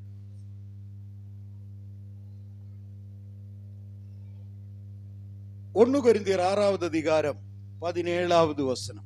வேதத்தில் அந்த வசனத்தை கூட வாசிக்கலாமா? 1 கொரிந்தியர் 6:17. அதை வாசித்து சுருக்கமாய் சொல்லி ஜெபித்து நான் முடிக்க விரும்புகிறேன். நேரம் தாண்டி விட்டது எனக்கு தெரியும். அப்படியே கர்த்தரோடு இசைந்திருக்கிறவன் அவருடனே ஒரே ஆவியாயிருக்கிறார். கர்த்தரோடு இசைந்திருக்கிறவனும் அவருடனே ஒரே ஆவியாயிருக்கிறார். ஆண்டவர் சொன்னார், என்னுடைய சமூகத்திற்கு ஏறி வந்து அங்கே இரு. அங்கே இருக்கும் பொழுது நீ தேவ சமூகத்தில் ஜெபித்து கொண்டு இருக்க வேண்டும். இந்த 2 காரியங்களை சொன்னேன். நீ தேவ சமூகத்தில் வந்து தேவனோடு இசைந்திருந்து ஜெபித்து கொண்டு இருக்கும் பொழுது கர்த்தர் தருகிற வாக்குத்தத்தம் தான், தேவனோடு இசைந்திருக்கிறவன், கர்த்தரோடு இசைந்திருக்கிறவன் அவருடனே ஒரே ஆவியாயிருக்கிறான். இயேசுவுக்குள் இருந்த பரிசுத்த ஆவியானவரே கர்த்தர் எனக்குள்ளும் உங்களுக்குள்ளும் வைத்து நம்மை பலப்படுத்துவார். ஹல்லேலூயா. ஒரே ஆவி, வேறொரு ஆவி அல்ல. இயேசுக்குள் எந்த ஆவி இருந்ததோ அந்த ஆவியானவரே நமக்குள் கர்த்தர் தருவார். இதுதான் ஊழியத்தினுடைய ரகசியம். இதுதான் கர்த்தருடைய நாமத்தை பிரஸ்தாபப்படுத்துவதின் மேன்மை. இது இல்லாமல் தேவனுடைய ஊழியத்தை செய்ய முடியாது. ஒரிசா மாநிலத்தில் கேள்விப்பட்டிருப்பீங்க, நம்ம இந்தியாவில் உள்ள மாநிலம் தான். ஒரிசான்னு ஒரு மாநிலம் உண்டு, இப்போ ஒடிசான்னு பேரு. அங்கே ஒரு ஸ்கூல் உண்டு, நாங்கள் நடத்துகிற ஸ்கூல். அதனுடைய நிர்வாக குழுவில் நானும் உண்டு. ஆகையால் வாய்ப்பு கிடைக்கும் பொழுது அந்த ஸ்கூலை ஆய்வு செய்வதற்காக போவேன். ஆனந்த் நிகேதன் ஸ்கூலுன்னு அதற்கு பேர். ஒடிசா மாநிலத்தில் ஒடியாதான் மொழி, மக்கள் ஒடியாதான் பேசுவாங்க. ஒரு விஷயம், நான் அங்கே போய் அந்த ஸ்கூலில் தங்கி இருக்கும் பொழுது பக்கத்தில் ஒரு ஆஸ்பத்திரி உண்டு. அங்கே நம்ம ஒட்டஞ்சத்திரத்தில் இருந்து போன மருத்துவர்கள் நிறைய பேர் உண்டு. ஆஷா கிரண் ஹாஸ்பிட்டல் என்று பேர். அந்த ஆஸ்பத்திரியில் உள்ள மருத்துவர்கள் என்னை பார்க்க வந்தாங்க. இங்கிருந்து போனவங்க பார்த்து நாங்கள் பேசி எல்லாம் இருக்கும்போது அதில் ஒருவர் கேட்டார், சார் நான் இன்னைக்கு ஈவினிங் என்ன வேலைன்னு கேட்டாங்க. இன்றைக்கி சாயந்தரம் ஒன்றும் வேலையில்லை, நான் ஃப்ரீயாக தான் இருப்பேன். அப்போ ஒரு கூட்டம் வைக்கலாமே, ஒரு மீட்டிங்கு, பப்ளிக்கு ஒரு மீட்டிங் வைக்கலாம், இந்த ஒரியா மக்கள் சுவிசேஷம் கேட்கட்டுமே, வைக்கலாமான்னு கேட்டேன். நான் ரெடி, நீங்கள் வேணால் ஏற்பாடு பண்ணுங்க. அவங்க போய் ஒரு மைதானத்தில் ஒரு கூட்டத்தை ஏற்பாடு பண்ணாங்க. ஆனால் அந்த கூடி வந்த மக்கள் எல்லாம் ஒரியா பேசுகிறவங்க. அதனால எனக்கு ஒரியா பேச தெரியாது, ஒரு வார்த்தை கூட தெரியாது, ஒரு எழுத்து கூட தெரியாது.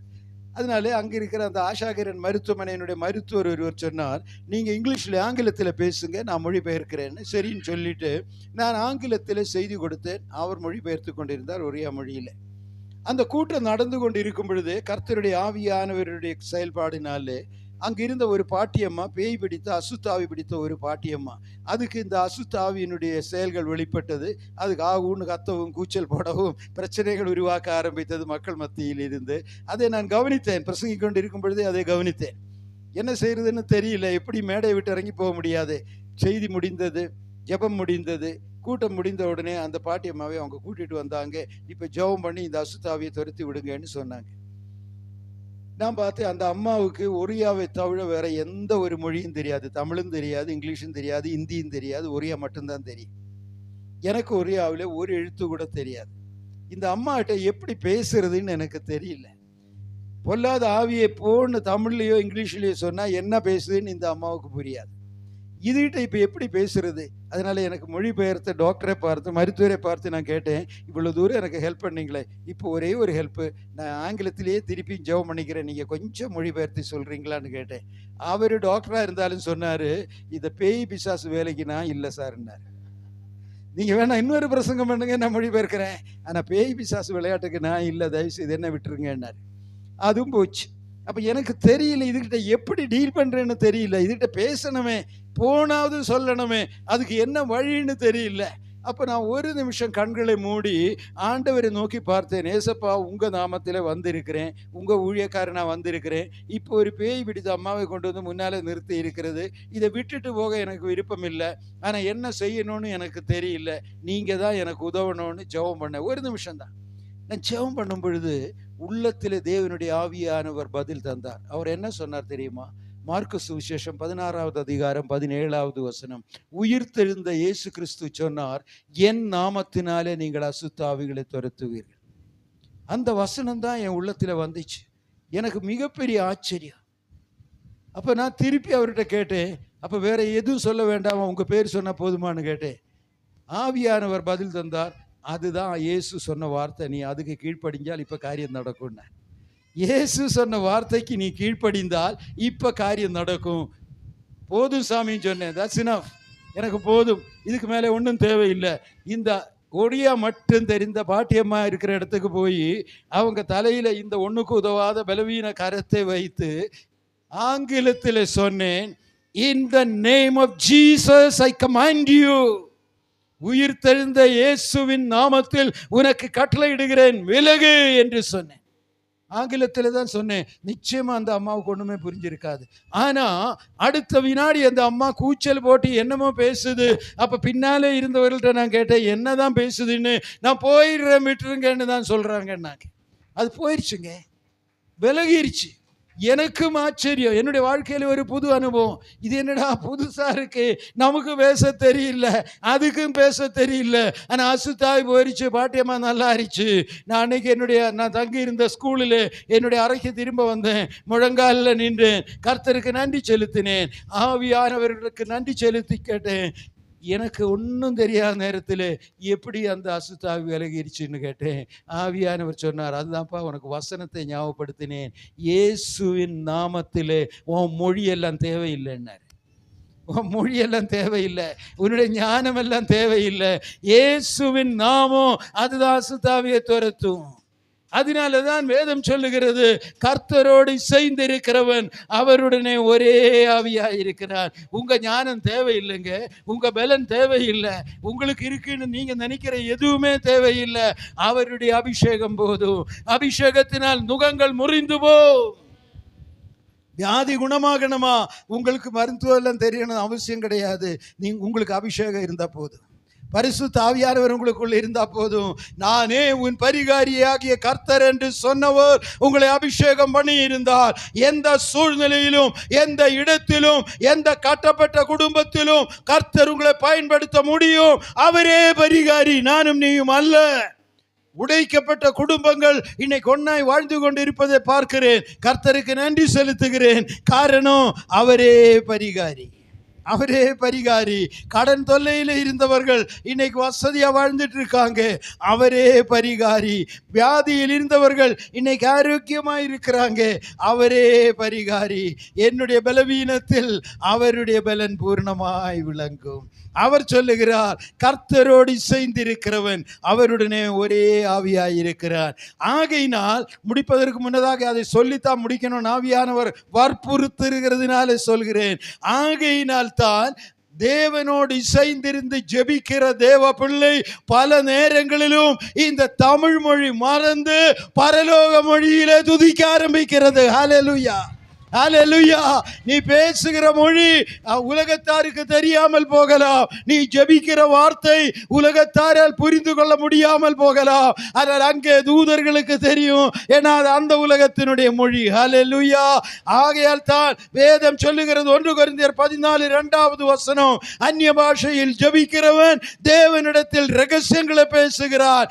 ரகசியம் பேசுவதற்கு செல்ல பிள்ளையாய் தகப்பன் உன்னை வைத்திருக்கிறார். அவருடைய குடும்ப ரகசியம் உங்ககிட்ட தான் பேச விரும்புகிறார். ஹல்லேலூயா. ஒரு நாளைக்கு ஒரு சிஸ்டர், ஒரு சகோதரி ஏன்னு சொன்னாங்க, எங்கள் வீட்டில் நான் ஜெபம் பண்ண உட்காந்தா அந்நிய பாஷையில் ஜெபம் பண்ணா என் வீட்டுக்காரரை திட்டுறாரு. நீ என்ன பிரசங்கம் இப்போ ஜெபம் பண்ணுறேன்னு தெரியல, ஏன் இப்படியெல்லாம் பேசிகிட்டு இருக்கிற, தமிழில் பேசுடா, தமிழில் ஜெபம் பண்ணு, ஏன் வேறு மொழியில் பேசுகிறேன், எனக்கு புரியலன்னு சொல்கிறாரு. நான் என்ன செய்யணும்னு கேட்டாங்க. நான் சொன்னேன், என்ன கேட்டால் நான் ஒரே வார்த்தையில் பதில் சொல்லுவேன், நீங்கள் அந்நிய பாஷையில் ஜெபிக்கிறது உங்கள் வீட்டுக்காரருக்கு புரியலன்னா அதுக்காக கர்த்தருக்கு ஸ்தோத்திரம். ஏன்னா அதுக்கு தான் ஆண்டவர் வேற மொழி உங்களுக்கு தந்திருக்காரு. உங்கள் வீட்டுக்காரருக்கும் உங்கள் குழந்தைகளுக்கும் உங்கள் மாமியாருக்கும் தெரியாமல் நீங்கள் அவர்கிட்ட பேசுறதுக்கு தான் நவமான மொழியை தந்திருக்கிறாரு. அவருக்கு புரியலன்னு அவர் சொல்லிட்டார் இல்லை, கர்த்தருடைய நோக்கம் நிறைவேறிட்டு, கர்த்தருக்கு ஸ்தோத்திரம். அதுக்கு தான் ஏன் வேற மொழி. நாங்கள் பரலோக மொழியில் தேவனிடத்தில் பேசுகிறோம். உலகத்தாரே போல அல்ல, உலகத்தின் காரியங்களும் அல்ல, ஒரே ஆவியாயிருப்பதினாலே தேவனிடத்தில் ரகசியங்களை பேசுகிறோம். கர்த்தர் அதை எதிர்பார்க்கிறாருங்க. நானும் நீங்களும் அதை செய்யணும்னு ஆண்டவர் எதிர்பார்க்கிறார். பரலோகத்தின் காரியங்களை தேவனிடத்தில் பேசுவதற்கு கர்த்தர் முன்குறித்து அழைக்கப்பட்டவர்கள் தான் நானும் நீங்களும். மோசேயே, நீ மலையின் மீது என்னிடத்திற்கு ஏறி வந்து அங்கேயே இரு. இன்னைக்கு தேவ சமூகத்திற்கு ஏறி வந்து அங்கே இருப்பதற்கென்று தேவனால் அழைக்கப்பட்ட ஒரு சிலருக்கு ஆண்டவர் சொல்ல சொன்ன வார்த்தைகளை சொல்லி இருக்கிறேன். கர்த்தருடைய சமூகத்தில் தலைகளை தாழ்த்தி நாம் ஜெபிப்போம்.